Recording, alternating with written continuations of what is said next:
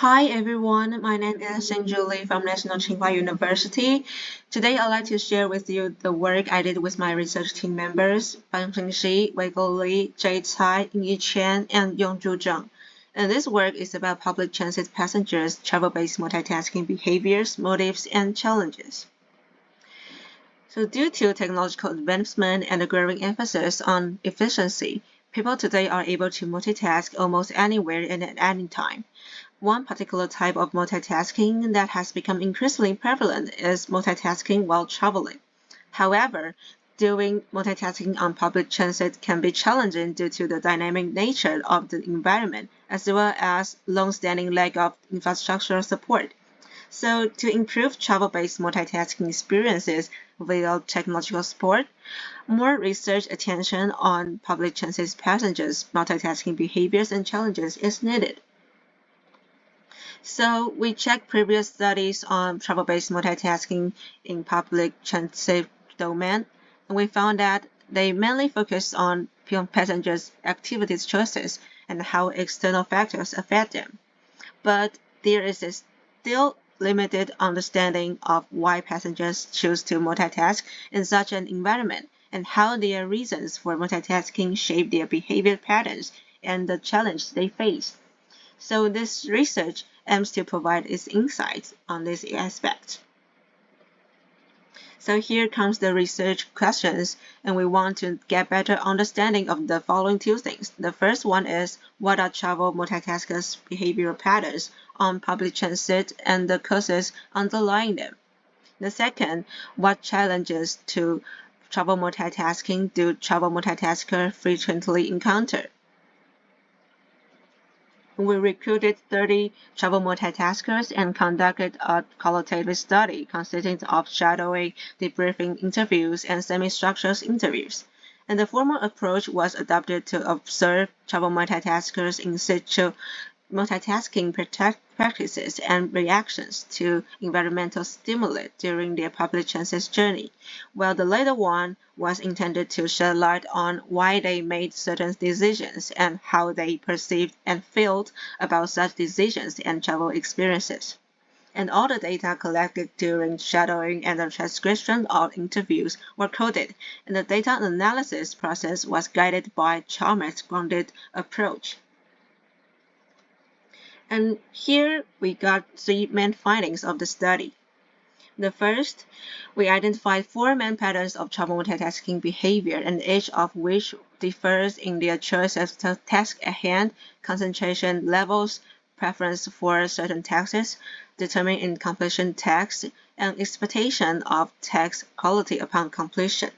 And the first type is habitual behavior, part of the daily routine.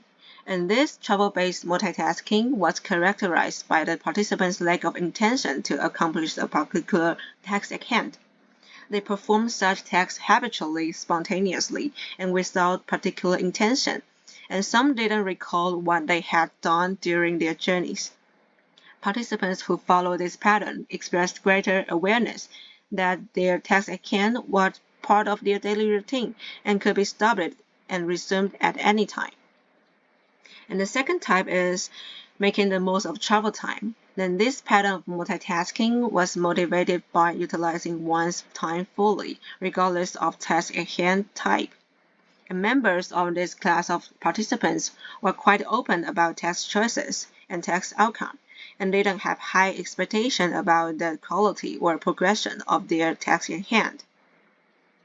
And the third type is completing last-minute work or clearing work backlogs. And this pattern of travel multitasking was motivated by the participants' heavy workloads and the desire to complete them during the travel. It differs sharply from the two described above in that the importance assigned to completing tasks at hand was very strong, even when performing them caused discomfort.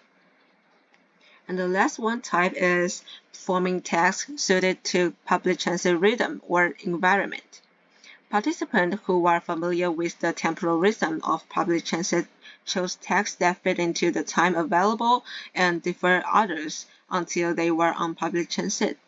For example, one participant reported that she preferred listening to podcasts during her commute on the metro because the unpredictability of the metro environment enhanced her alertness, enabling her to pay more attention to podcast content.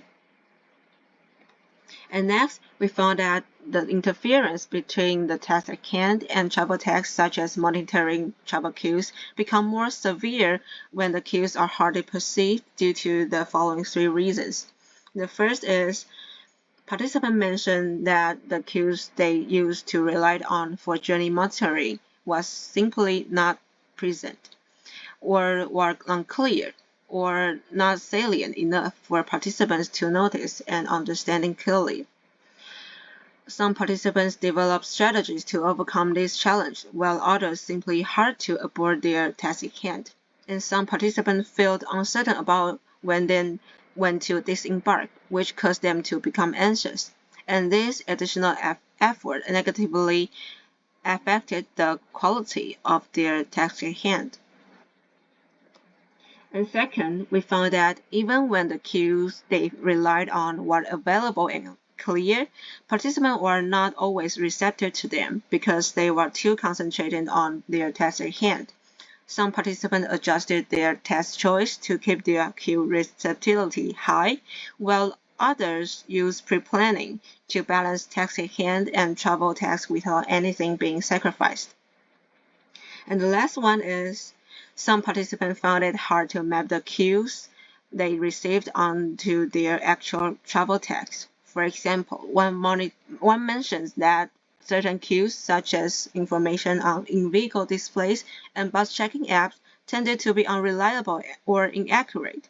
It prompted participants to cross-validate information from multiple sources, but this just fragmented their attention and reduced their task at hand performance. And in addition to the above, we also identified three major concerns regarding the constantly changing environmental and interpersonal surrounding in public transit. For example, first, the most frequently mentioned transit environment challenges by participants was executing tasks at hand in moving vehicle with heavy vibration. This negatively affects task quality and could even be dangerous. The vibration made it difficult to keep track of progress when reading, and participants had to constantly highlight text to avoid feeling nauseated. In case of severe vibration, where there was a risk of falling, participants had to pause their task until the vibration stopped. And second, the high turnover rate of passengers in the small and constrained public transit environment also led to concerns about multitasking. They were worried about their personal belongings, health, and safety, especially because of the COVID-19 pandemic and the previous attack on public metro. These concerns affected their seat choices and distracted them from their tasks at hand. And finally, some participants also expressed concern about their privacy and personal image when they were aware of the presence of many other people on public transit, and they told us that such concerns affected their task choices. And more interestingly, some participants regarded it as a positive pressure to perform tasks at hand and say they would deliberately engage in certain activities on a vehicle to present a positive image to other passengers. So to sum up, our findings highlight how travel multitaskers' motives shape their behavior patterns and expectations, and how travel multitaskers deal with various challenges and concerns that arise from their tasks and environment. And we also discussed the potential influences of familiarity and transportation on the level of attention switching. Based on the research results, we come up with several implications for future design and technological facilitation of multitasking on public transit. If you are interested in knowing more about our study, please refer to our paper. Thank you.